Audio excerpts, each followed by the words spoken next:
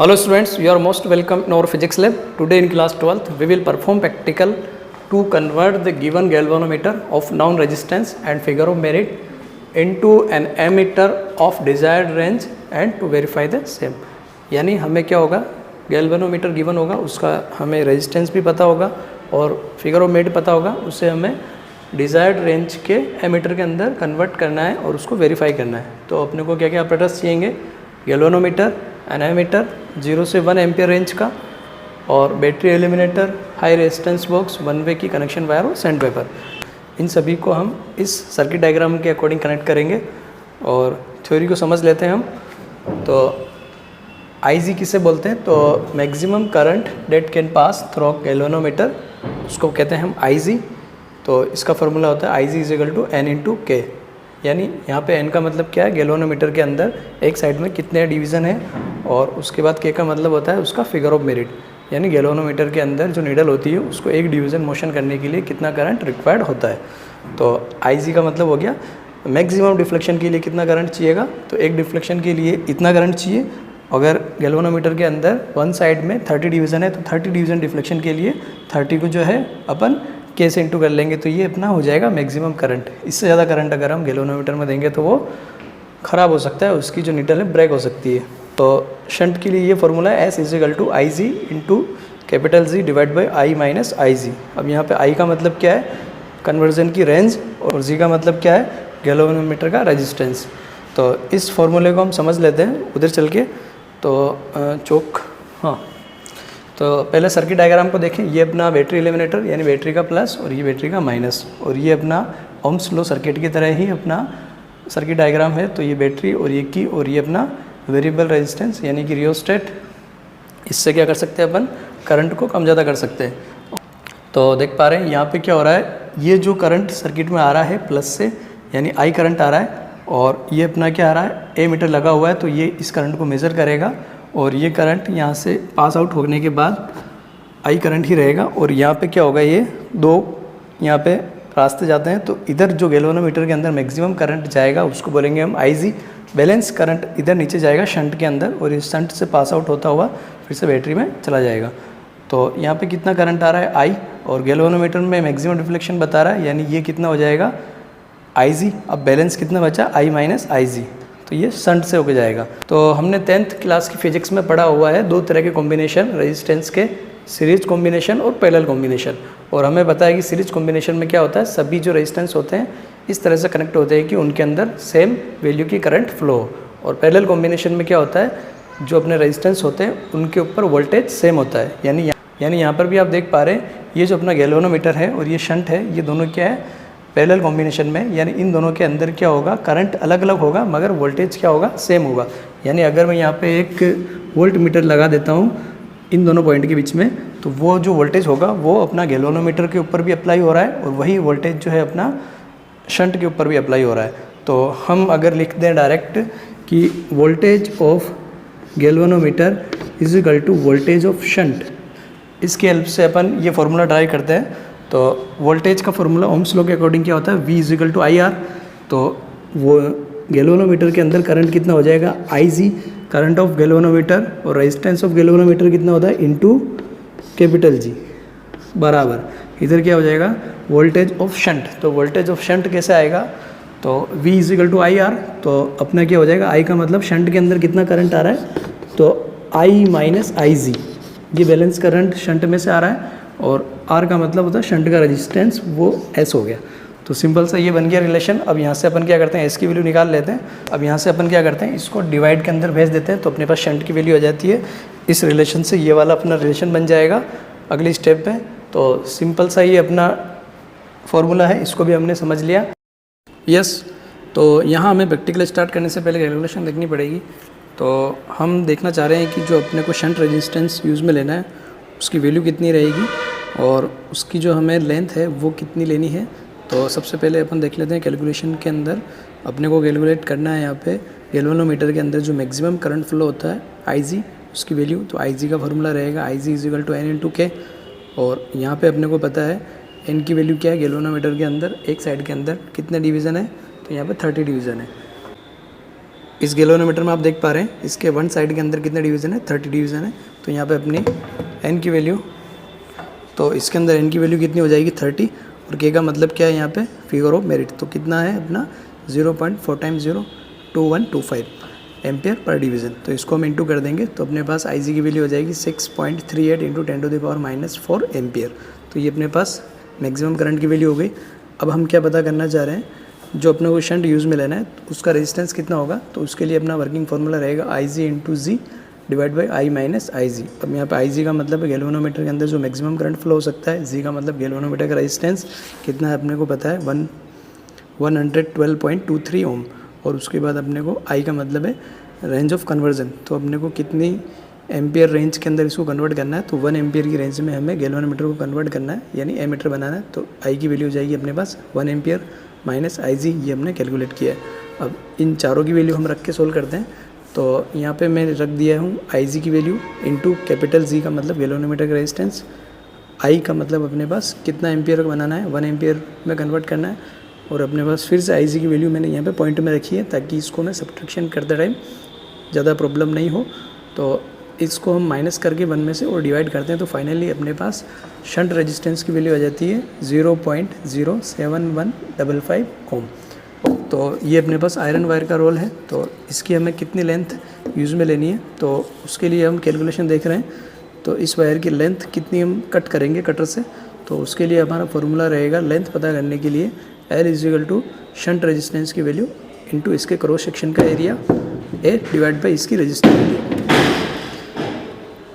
ये सिंपल सा फॉर्मूला है लेंथ पता करने का। तो ये किस तरह से बना है, तो हमें पता है रेजिस्टेंस का फॉर्मूला दिया जाता है resistivity into length of resistance divide by cross section area. तो इसको हम क्रॉस मल्टीप्लाई करके यहाँ पे लेंथ के लिए निकाल लेंगे। ये अपना फॉर्मूला है वर्किंग फार्मूला, और इसके अंदर अपने को चाहिए शंट, तो शंट की रेजिस्टेंस अपने को पता है ये, और उसके बाद जो वायर है उसका क्रॉस सेक्शन एरिया अपने को निकालना रहेगा। तो और उसके बाद इसकी रेजिस्टिविटी, तो हमें पता है आयरन की रेजिस्टिविटी कितनी होती है 9.71 × 10⁻⁻8 ओम मीटर। ध्यान रखना ये अपना ओम मीटर के अंदर है।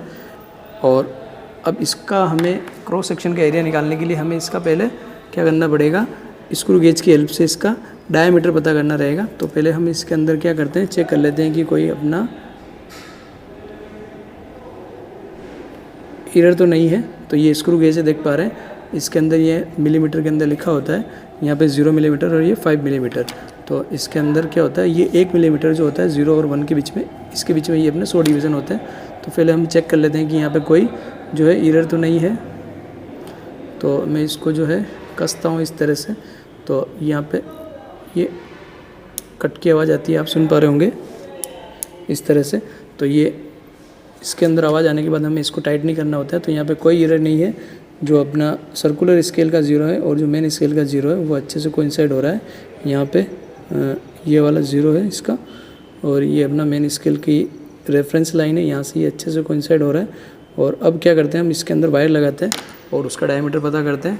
तो इस तरह से मैं वायर को लेता हूँ और इसके अंदर यहाँ लगा देता हूँ, और इसको मैं आवाज़ आने तक इसको मैं इस तरह से रोटेट करता हूँ। तो अब रीडिंग पढ़ पा रहे हैं, आपको इस तरह से वर्टिकल रीडिंग पढ़नी है जो स्केल है। तो देख पा रहे हैं यहाँ पे ये अपनी रेफरेंस लाइन देख पा रहे हैं, ये रेफरेंस लाइन है, और यहाँ पे कितना 50 और 60 के बीच में अपना यानी 55 डिवीज़न आ रहे हैं। तो मेन स्केल पे 0 है और सर्कुलर स्केल पे डिवीज़न कितना आ रहा है 55 डिवीज़न, यानी इसका डायमीटर कितना हो गया 0.55 मिलीमीटर, ये इसका डायमीटर है। अब कैलकुलेशन देख लेते हैं हम। तो हम सिर्फ एक ऑब्जर्वेशन ही ले रहे हैं। तो हमने देखा कि अपना डायमीटर कितना आया, तो इसको हम इस तरह से नोट करते हैं। मेन स्केल पे 0 और सर्कुलर स्केल पे अपने आए थे 55 डिवीज़न, यानी अपने पास रीडिंग हो गई 0.55 मिलीमीटर। अब इसको हमें मीटर में चेंज करना है क्योंकि अपना रेजिस्टिविटी मीटर में, तो मिलीमीटर का मतलब होता है 10⁻³ मीटर। तो यहाँ पे मैंने क्या किया, मिली को हटा करके 10⁻³ मीटर लिख दिया है। अब मैं क्या करता हूँ, इसको आगे सोल्व करता हूँ रेडियस के लिए। तो क्या करना रहेगा, अपने को डायमीटर से रेडियस पता करने के लिए इसको 2 से डिवाइड करना होता है। तो हम क्या करते हैं, जो अपना डायमीटर आ रहा है 0.55 मिलीमीटर, इसको 2 से डिवाइड कर देते हैं यहाँ पे।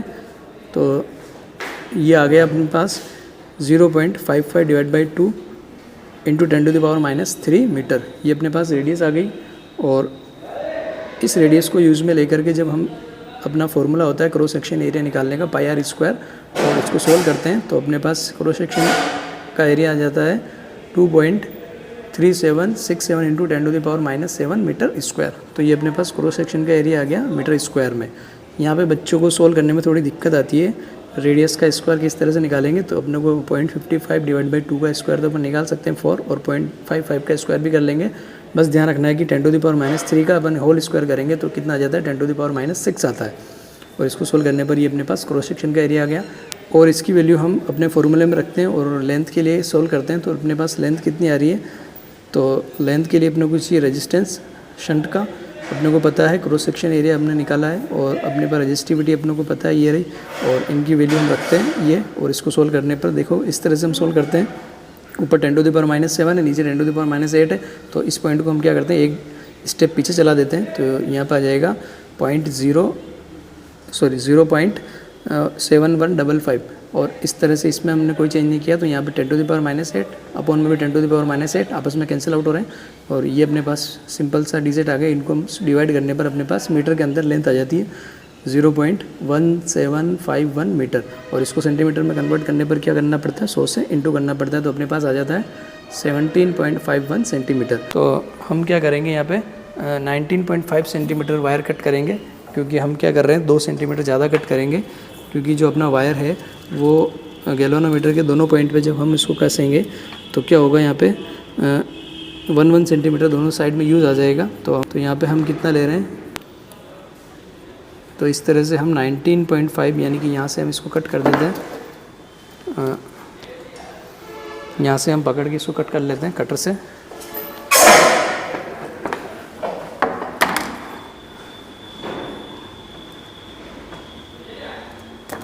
यानी कि हमने ये वायर लिया है शंट वायर, कितनी लेंथ है इसकी 19.5 सेंटीमीटर ली हमने।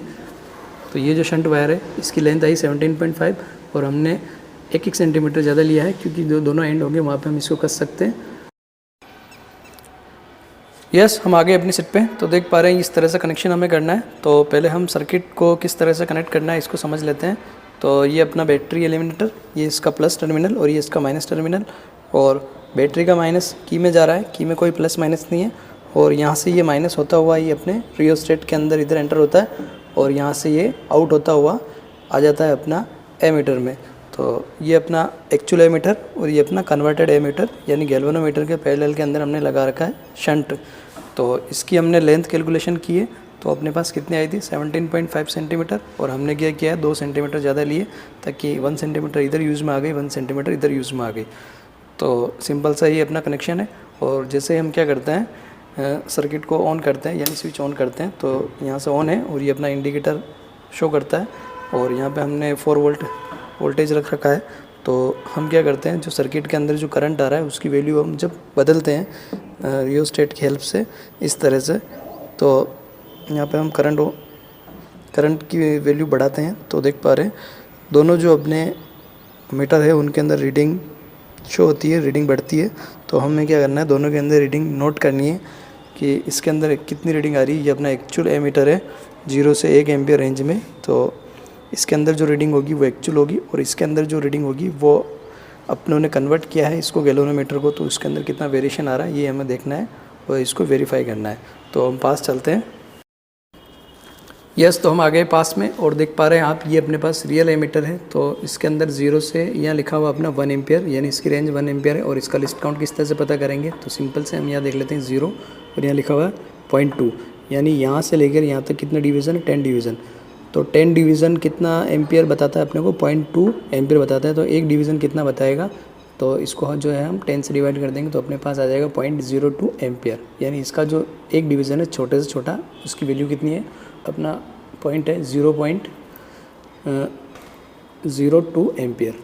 तो इसी तरह से अपना ये क्या है कन्वर्टेड एमीटर, यानी अपना गैल्वेनोमीटर है, और इसके हमने क्या कर रखा है पैरेलल के अंदर अपना शंट लगा रखा है। तो इसके अंदर देख पा रहे हैं आप इसका लिस्ट काउंट किस तरह से निकालेंगे। तो टोटल नंबर ऑफ डिवीज़न कितने इसके 30, और ये कितना एम्पियर कवर करता है, तो 1 एम्पियर, यानी 30 डिवीज़न इक्वल टू होता है 1 एम्पियर। तो एक डिवीज़न हो जाएगा अपना 1/30। जब हम 1 को 30 से डिवाइड करेंगे तो अपने पास आ जाएगा 0.0333 एम्पियर। तो इसका एक डिवीज़न की वैल्यू अपने को पता चल गई। अब प्रैक्टिकल को किस तरह से परफॉर्म करना है तो बहुत सिंपल है। तो हमें क्या करना है, दोनों रीडिंग पढ़नी है, एक्चुअल में कितना एम्पियर आ रहा है और अपना जो कन्वर्टेड है इसके अंदर इसमें कितना रीडिंग आ रही है। तो हमें क्या करना है, इधर से रियोस्टेट से हमें करंट इंक्रीज़ करना है। तो हम यहाँ पे रीडिंग लेना शुरू करते हैं और देख पा रहे हैं यहाँ पे हम इसको चलाते हैं तो एक्चुअल के अंदर अपन ले लेते हैं। चलो थोड़ा सा इसके अंदर मोशन आ रहा है, दोनों के अंदर देखो निडल में मोशन आ रहा है। तो यहाँ ले लेते हैं हम एक्चुअल के अंदर ले लेते हैं हम यहाँ पे फर्स्ट रीडिंग। तो यहाँ पे आ रहा है अपना 0.1 एम्पियर, यानी ये 0.2 है तो इसका हाफ आ जाएगा 0.1। तो जब एक्चुअल में अपना आ रहा है 0.1 एम्पियर तो इधर कितने डिवीज़न आ रहे हैं अपने 4 डिवीज़न। तो यहाँ पे अपना आ रहा है कन्वर्टेड के अंदर 4 डिवीज़न और इसको हम कन्वर्ट कर लेंगे इनटू करके ऑब्जर्वेशन टेबल में फिल करते टाइम। अगली रीडिंग ले लेते हैं सेकंड रीडिंग। तो यहाँ ले लेते हैं हम 0.2 पे। तो एक्चुअल में आ रहा है अपना 0.2 एम्पियर और यहाँ पे कितना आ रहा है अपना 8 डिवीज़न। इसको हम एम्पियर में कन्वर्ट कर लेंगे ऑब्जर्वेशन टेबल में। और थर्ड रीडिंग ले लेते हैं हम। चलो यहाँ 0.3 पे ले लेते हैं। थोड़ा सा हम इसको बिल्कुल सही लाने की कोशिश करते हैं। तो 0.3 एम्पियर एक्चुअल के अंदर और इधर कितना आ रहा है अपना 12 डिवीज़न। तो 0.3 पे आ रहा है अपना 12 डिवीज़न और इसी तरह अपने लेते हैं। तो यहाँ पे ले लेते हैं हम एक रीडिंग, यहाँ ले लेते हैं फोर्थ रीडिंग। तो यहाँ पे हो जाएगा अपना 2 के बाद यहाँ अपना 3 हो रहा है, यहाँ 3 होता है। तो 3 के बाद अपना 1 2 3 डिवीज़न हो रहा है। तो 0.3 और 3 डिवीज़न का मतलब होता है 6। तो अपने पास हो जाएगा 0.36। तो 0.36 एम्पियर पे कितना आ रहा है, 0.36 एम्पियर पे आ रहा है यहाँ पे अपना 15 डिवीज़न आ रहे हैं, 15 डिवीज़न। और अपना जो एक रीडिंग हमने ली थी कि 4 एम्पियर पे अपना 17 डिवीज़न। तो ये अपना 4 एम्पियर पे यहाँ देख पा रहे हैं 4 एम्पियर पे 17 डिवीज़न आ रहा है। इधर अपना 0.4 एम्पियर और यहाँ पे अपना आ रहा है 17 डिवीज़न आ रहे हैं। तो इस तरह से अपनी 5 रीडिंग हो गई। और रीडिंग हम चाहे तो ले सकते हैं इस तरह से, जितनी रीडिंग चाहे हम इतनी रीडिंग ले सकते हैं। उधर अपना आउट ऑफ रेंज नहीं होना चाहिए। तो अब देख पा रहे हैं इधर अपना 20 डिवीज़न आ रहा है और इधर अपना कितना आ रहा है, डिफ्लेक्शन आ रहा है। तो यहाँ पे हम 0.5 के करीब मान सकते हैं। तो 0.5 और ये अपना 20 डिवीज़न, 0.5 पे अपना 20 डिवीज़न। तो ये भी हमारी रीडिंग हो गई। तो इस तरह चाहे जितनी हम रीडिंग ले सकते हैं और इसको जो है हम ऑब्जर्वेशन टेबल के अंदर फिलअप करते हैं। यस, अब हम देखते हैं ऑब्जर्वेशन टेबल किस तरह से बनानी है। तो सबसे पहले हम लेंगे सीरियल नंबर और यहाँ पे हमने 6 ऑब्जर्वेशन लिए हैं और उसके बाद गैल्वेनोमीटर के अंदर डिफ्लेक्शन यानी नंबर ऑफ़ डिवीज़न कितना आ रहे थे और उसको हम करंट में चेंज करेंगे, यानी उसका लिस्ट काउंट कितना था 0.033 एम्पियर। तो ये जो अपने पास 6 रीडिंग है इसके अंदर अपन क्या करेंगे, इससे इंटू करने पर ये अपने पास करंट की वैल्यू आ जाएगी और ये अपने पास एक्चुअल जो एमीटर के अंदर और अपने पास ये जो एक्चुअल एमीटर है इसके अंदर कितना एम्पियर आ रहा था और ये हो जाएगा अपना I2 और अपने जो कन्वर्टेड एमीटर है इसको बोलेंगे हम I1 और इन दोनों के बीच का जो डिफरेंस है वो हम यहाँ लिख देंगे। तो ये अपना डिफरेंस आ रहा है तो हम पढ़ लेते हैं फटाफट से। तो फर्स्ट रीडिंग के अंदर हमने देखा था एक्चुअल एमीटर बता रहा था 0.1 यानी 0.10 एम्पियर और अपने पास कन्वर्टेड के अंदर आ रहे थे 4 डिवीज़न। और जब हम इसको लिस्ट काउंट से इंटू करते हैं तो अपने पास आ जाता है 0.13 एम्पियर और इसके अंदर डिफरेंस है 0.03 एम्पियर का। और इसी तरह से अपने पास सेकंड रीडिंग इसको हम करंट में चेंज करते हैं तो ये इन दोनों के बीच में कितना डिफरेंस आ रहा है 0.06 एम्पियर का, माइनस में आ रहा है क्योंकि हम क्या कर रहे हैं I2 माइनस I1 कर रहे हैं।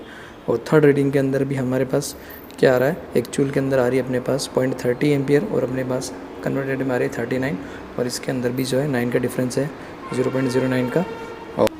तो फोर्थ रीडिंग की बात करते हैं तो नंबर ऑफ़ डिवीज़न अपने पास आ रहे थे 15 और यहाँ पे अपने को कन्वर्ट करने पर करंट आ गया था 0.49 एम्पियर और अपने पास रियल में आ रही थी 0.36 और इन दोनों का डिफरेंस अपने पास आ रहा है 0.13। फिफ्थ रीडिंग के अंदर भी अपना ये कन्वर्टेड की रीडिंग है, ये एक्चुअल रीडिंग है, इन दोनों के बीच का डिफरेंस 0.16 और अपने पास फिफ्थ रीडिंग भी हमने ली तो यहाँ पे कन्वर्टेड के अंदर आ रही है 0.66 और यहाँ पे अपने पास आ रहा है 0.50, इन दोनों का डिफरेंस आ रहा है 0.16 एम्पियर। यानी ओवरऑल अपन देखा जाए तो ये जो डिफरेंस है काफ़ी कम है, यानी अपना कन्वर्जन जो है सक्सेसफुल रहा। तो हमने अपना प्रैक्टिकल परफॉर्म किया और देखा कि ये जो अपना एक्चुअल एमीटर था और ये अपना कन्वर्टेड एमीटर था, इन दोनों के अंदर बहुत कम वेरिएशन रहा, तो अपना कन्वर्जन सक्सेसफुल रहा। बड़े आराम से अपना प्रैक्टिकल कंप्लीट होता है। आराम से पढ़िए, अपना ध्यान रखिए। Take care, bye.